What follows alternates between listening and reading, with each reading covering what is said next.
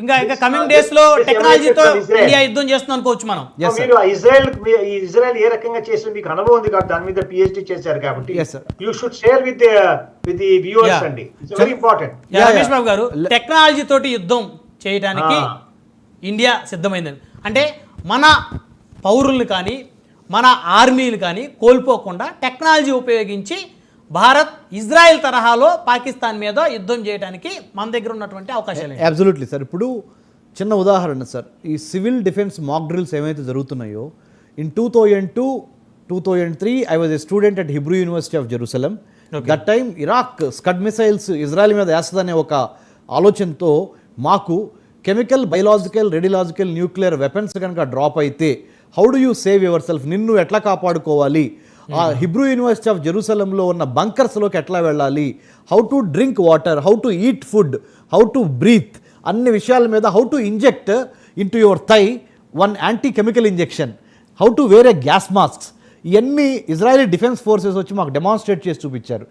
Again Chandravardhan garu, I was again in Israeli universities in 2006 and 2007 to do my post doctorate on US-Israel-India strategic triangle. That time also they had given us some kind of issues. In again 2010 I was at International Institute for Counterterrorism where I got training from 15-16 countries, different police officers and academics.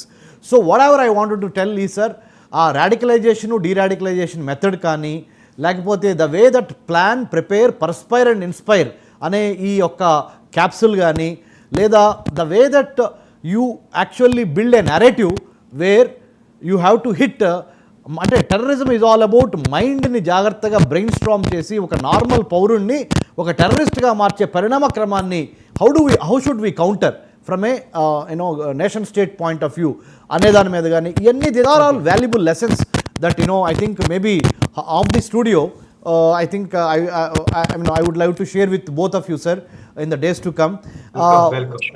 And one more thing sir, cyber terrorism, cyber espionage meda, the kind of visual intelligence, imagery intelligence, technical intelligence and human intelligence put together, how should we collect that? And these are the things of the contemporary AI and other important things sir. Last October, Chandravardhan sir and Parameswaran sir, I was in Stanford University sir. How do you write AI policy? How do you humanize AI with the legal ethical angles? How do you humanize AI? ఆ programme లో కూడా ఉండటం జరిగింది sir.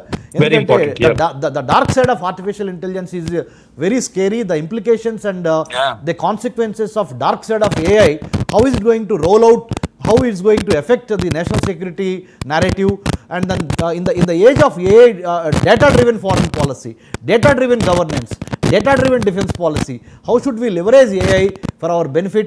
These are the things of the contemporary day sir. Now in the recent past sir, we started drafting syllabus on national security to be implemented in 1200 universities in the UGC universities sir.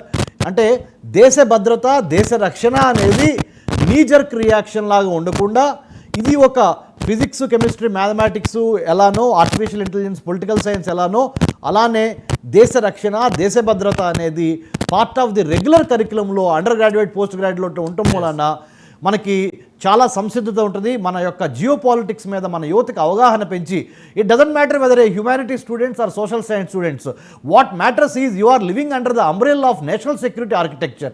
మన జాతీయ రక్షణ, జాతీయ భద్రత చట్టం కింద there are many verticals. Your food security vertical, cyber security, coastal security, maritime security, and other important traditional and non-traditional security aspects. I think the time has come where national security, now UGC has appointed me as the chairman sir to draft national security studies syllabus. I will definitely take inputs from both of you sir, very learned and distinguished panelists meeru. I have been observing your talks also sir in other TV channels. It is my honest request to both of you also to contribute to the national security studies syllabus sir. Wonderful.